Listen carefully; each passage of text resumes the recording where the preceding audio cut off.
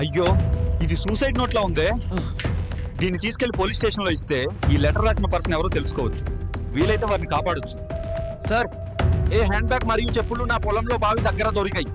ఎవరైనా అమ్మాయి సూసైడ్ చేసుకుందేమో అని భయం వేసి మీ దగ్గరకు తీసుకొచ్చాం.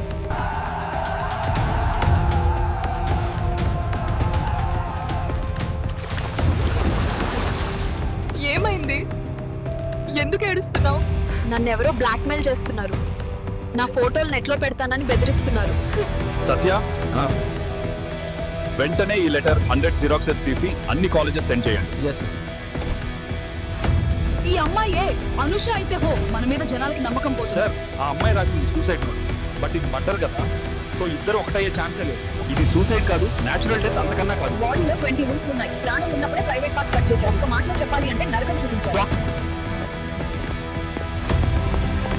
సత్య, హత్య. ఇది పోలీస్ డిపార్ట్మెంట్ మొత్తానికి బ్లాక్ డే.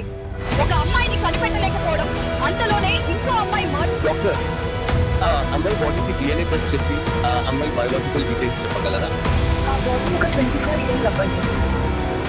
ఏంది సార్, ఇంత దారుణంగా హత్యకు గురైన అతను పోస్ట్ మార్టం ఫైల్ అలా చేస్తున్నారు?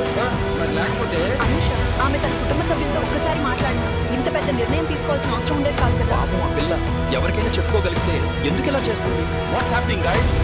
We've had a suicide note for 2 days and still we can't find the girl. How will the public trust the